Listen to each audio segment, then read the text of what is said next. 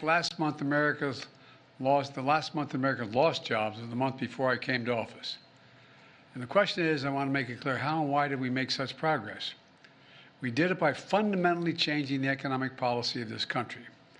After decades of trickle-down economics that primarily benefited those at the very top, Kamala and I and our administration have written a new playbook that's growing the economy from the middle out and the bottom up that benefits everyone. The new playbook is working, but in 10 days, our administration will end and the new administration will begin. We're going to face another inflection point. Do we continue to grow the economy from the middle out and the bottom up as we have the past 4 years, or do we backslide to an economic theory that benefited those at the very top while working people and middle-class people struggled for their fair share of growth? 4 years ago, when Kamala and I came to office, 3,000 Americans are dying per day because of the pandemic. Millions of Americans have lost their jobs and were at risk of losing their homes. Hundreds of thousands of factories and businesses closed, creating despair in so many communities all across America. Supply chains were shattered. Prices soared from everything from cars to home appliances. The previous administration had no real plan to get us through one of the toughest periods in the nation's history. In fact, there's an old saying, if the only tool is a hammer you have, everything looks like a nail. And over the course of decades, our Republican leadership's trickle-down economic was a hammer and working people were the nail. Slashing taxes for the very wealthy and biggest corporations. Offshoring jobs and factories for cheaper labor overseas while importing products that used to be made in America. To offset its cost, advocates of trickle-down economics ripped a social safety net, trying to privatize Social Security and Medicare, trying to deny access to affordable health care and prescription drug costs, lifting the fortunes of the wealthy, often meant attacking the rights of workers. We came to office with a different vision of America. From the first 2 months I was in office, I signed the American Rescue Plan that put shots in arms and checks in pockets to vaccinate the nation and return us to full employment. We followed up with long-term investments in our future. My Investing in America agenda, which includes the Bipartisan Infrastructure Law, the CHIPS and Science Act, the Inflation Reduction Act, together mark the most significant investment in America since the New Deal. The Inflation Reduction Act alone is the most significant investment in climate and clean energy ever, anywhere in the world. And we make these investments. When we do, we buy American. Buy America has been the law of the land since the 30s. It says that any money the president is authorized by Congress to spend should use American workers and American products. The past administration, including my predecessor, failed to buy American, use American workers, but not on our watch. We're modernizing roads, bridges, ports, airports, clean water systems, affordable high-speed broadband systems and internet, and so much more. And we've incentivized building all these large federal projects with American products and American union labor. Remember the shortage of semiconductors during the pandemic? Those tiny little chips, computer chips, the size of your fingertip, that power everything in our everyday lives, from vehicles to refrigerators to advanced weapons to your cell phones. America invented these computer chips. But over time, we stopped making them. And chip factories went overseas for cheaper labor. So when the pandemic hit, we found out how vulnerable America was. Supply chains abroad shut down because of the pandemic. We couldn't get the chips, and prices soared. For example, it takes over 3,000 of these computer chips to build an automobile today. And when overseas factories making those chips shut down, the production stopped and the cost of new cars soared. Didn't have to be this way. I was determined to change that. And that's what we've done with the CHIPS and Science Act, which has attracted $350 billion in private sector investment in America, including from Korea and Taiwan and other countries. These investments are building new fabs. They call them the place where they build these chips.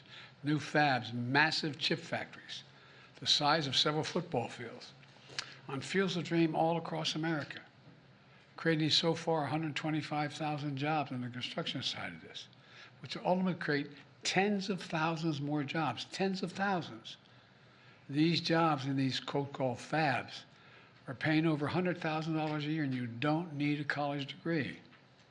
It's not just the fabs. These investments are creating opportunities for entire communities, for small business, creating even more jobs and much more. You know, when they build these factories, they're going to find out that they're going to need drugstores and shops and restaurants, and everything grows. When faced with unfair practices abroad, we've taken tough but targeted action on behalf of the American workers, businesses, and factory towns. We know the pandemic and Russia's war against Ukraine and the inflation they created caused enormous pain and hardship all across America and around the world. And so we took aggressive action that brought down prices, ordered the biggest release of our strategic petroleum reserve in our history, reducing the price of gas at the pump here in America. I also challenged the oil and gas companies to take their record profits and invest in more production. Today, American energy production is at record levels, including record oil and gas production. Gas prices are $3 a gallon, which is below the price before the Russian invasion of Ukraine. My Inflation Reduction Act took on Big Pharma and reduced the price of insulin for seniors with diabetes to $35 a month, from as much as $400 a month. Inflation Reduction Act also finally gives Medicare the power to negotiate lower drug prices across the board. As of this month, out-of-pocket prescription drug costs that's already passed will be capped at $2,000 per year, no matter how expensive the drugs are. Even those expensive cancer drugs that cost $10,000, $12,000, $14,000 a year, no senior will have to pay more than $2,000 a year. These and other reforms not only save seniors money, it saves the American taxpayers money. $160 billion will be saved over the next decade because Medicare will no longer have to pay the exorbitant prices that pharmaceutical companies have been charging. You know, with our historic backing of unions, public support for unions is the highest it's been in more than half a century, and the labor movement is expanding to new companies and new industries. The middle-out, bottom-up playbook is also about asking the very wealthy and the most profitable corporations, we want them to do well, but begin to pay their fair share in taxes. My predecessor's tax cut, last time he was here, not only increased the federal debt by $2 trillion, it overwhelmingly benefited the biggest corporations, delivering tax cuts to the top 1%, worth more than 50 times what the middle-class families receive. And you've heard me say it 100 times. We have over 1,000 billionaires in America. They paid an average of 8.2% in federal taxes. Look, folks, my approach is leading to better results for everyone. I kept my commitment that no one earning less than $400,000 a year would pay a single penny more in federal taxes. I fought hard to expand the child tax credit for working families that, when it existed, cut child poverty nearly in half. I expanded tax credits to make health insurance more affordable for millions of Americans enrolled in the Affordable Care Act. Because of our policies and confidence of entrepreneurs in our economy, we have also seen 21 million new business applications filed in our administration, the most in any single presidential term on record. And it's important because every single one of those applications for small business is an act of hope, believing in the country. There's so much more from our playbook. But the bottom line is we've come a long way from the crisis we've inherited. Let me close where I started. With this morning's jobs report, more than 250,000 jobs in December. In 4 years, the economy created 16.6 million new jobs, the most in any single presidential term. We've created jobs every single month I was in office. During my presidency, we saw the lowest average unemployment rate of any administration in the last 50 years. And battling through the worldwide effects of the pandemic, Putin's war in Ukraine, and supply chain disruption, inflation rate is down to nearly 2%. These are simple, well-established economic benchmarks that measure the strength of any economy, the success or failure of any president's 4 years in office. I believe the economy I'm leaving is the best in the world and stronger than ever for all Americans. So I think that's what we have. We'll see what the next president does. But I want to thank you all. God bless you all. May God protect our troops. I'm happy to take some questions. Mr. President, you talked about gas prices coming down. You made today a decision about sanctions against Russia. Are you concerned that that decision will perhaps lead to gas prices going up? And can you explain why those sanctions were imposed today and not earlier in the term? The sanctions are imposed today because they will have profound effect on the growth of the Russian economy and make it more difficult for Putin to conduct his wars. It is probable that gas prices could increase as much as 3-4 cents a gallon, but it's going to have a more profound impact on Russia's ability to continue to act in the way it's acting in the conduct of war. Mr. President, did you speak to Pope Francis about canceling your trip to the Vatican, and are you disappointed to not make that visit before leaving office? Well, to tell you the truth, I am disappointed, but it's much more important I stay here with all that's going on. He fully understands that. I did not personally speak to him, but the team spoke with the apostolic delegate, but I am disappointed. Mr. President, have you had any reaction to the President Trump's verdict today up in New York, and whether or not you believe that the punishment fit the crime? And also, sir, on pardons, have you ruled out a pardon for yourself or any other additional members of the family? For myself? Yes, sir. What would I pardon myself for? That's what I'm asking. No, I have no contemplation of pardoning myself for anything. I didn't do anything wrong. Mr. President, would you comment on Meta's decision to end its fact-checking operations in the United States? Is that a good decision, in your opinion? Well, look, the whole idea of walking away from fact-checking, as well as not reporting anything having to do with discrimination regarding the TPS, I find to be just contrary to American justice, the way we talk about one another. Telling the truth matters. I mean, I know I'm on national television, but you all are local reporters and national reporters. This is not a real question, but what do you think? You think it doesn't matter that they let be printed where millions of people read it, things that are simply not true? I mean, I want to know what that's all about. It's just completely contrary to everything America's about. We want to tell the truth. We haven't always done it as a nation, but we want to tell the truth.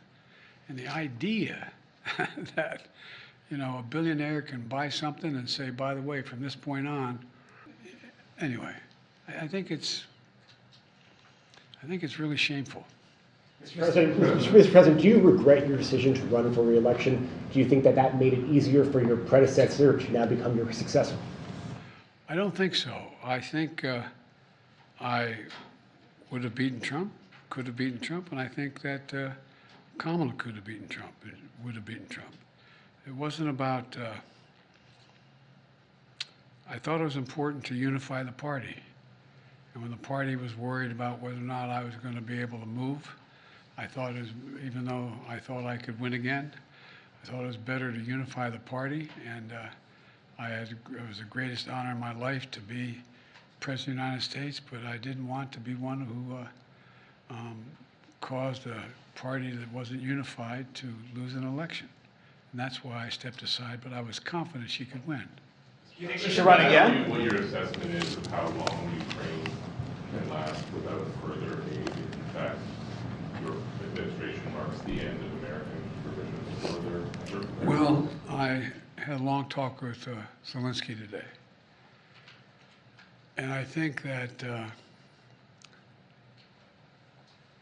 as long as we continue to keep Western Europe united as it relates to Ukraine, that there is a real chance that the Ukrainians can prevail, because the cost to Russia is incredibly high.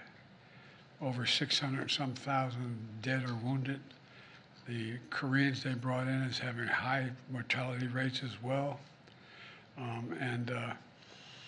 I made it clear that I provided every bit of funding that authority I have as president to be able to do that now.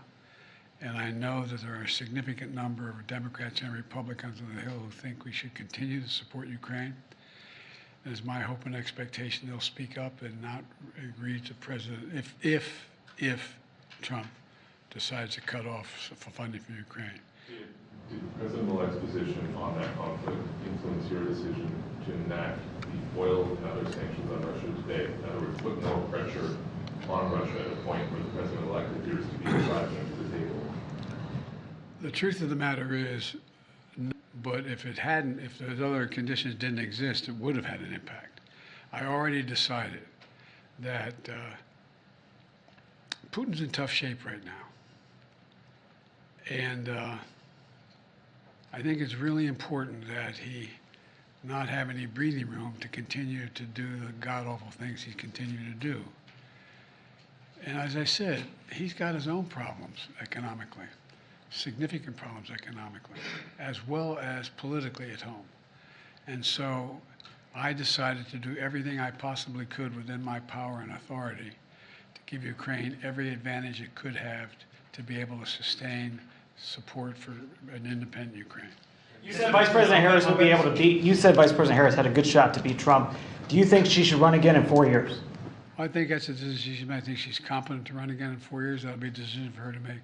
Mr. President, on Venezuela, the sanctions that your administration announced today, some are saying that they don't go far enough by not targeting the petroleum sector. Why was this administration hesitant to apply further sanctions to the oil and gas industry there?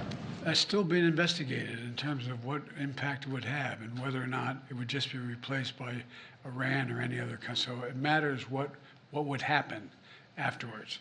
I had a long discussion again with the man who should be appointed president on that score, but since I didn't have a clear answer to what that would be, if I had more time, I may very well do that. But I didn't have enough data to make that judgment.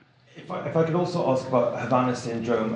Today, the intelligence community assessment changed slightly, with 2 intelligence agencies now saying there's an even chance that this is being caused by a foreign actor. Do you personally believe that a foreign actor is responsible for these incidents? No. Now, do I believe that ISIS's theology, if you will, has impacted people in America? Some who are not particularly well suited to handle the life they live. It has that effect. But I find no evidence, and I spent 17, 18 hours with the community right off the bat trying to determine whether or not there was any outside influence. And thus far, we find no connection between an outside player, individual. But that doesn't mean someone reading the malarkey that's going out there isn't influenced by it. Both these men, both in Nevada and in Louisiana, have been men who've had their own problems but not because they've been influenced by a specific individual.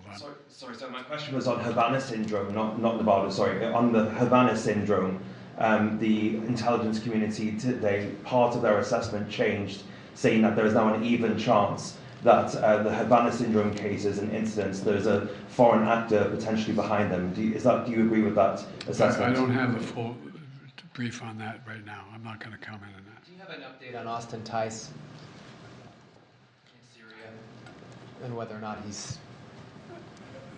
The answer is I'm not going to respond to that because that's an active, ongoing issue. You know my attitude about getting prisoners released from abroad, and I'm not going to comment on that right now. Just one question again back on pardons and commutations. Can you just give us a sense of what other pardons and commutations you're considering in your last 10 days?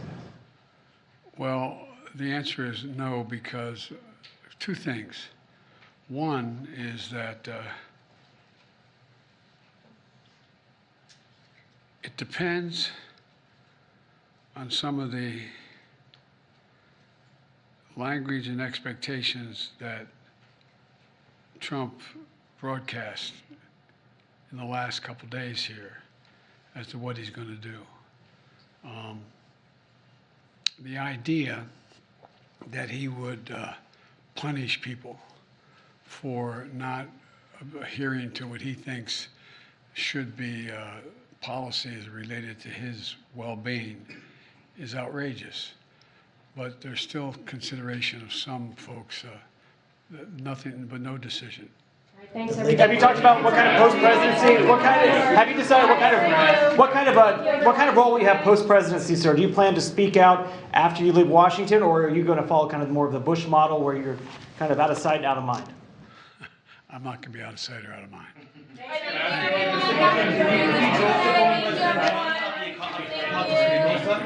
you, everyone.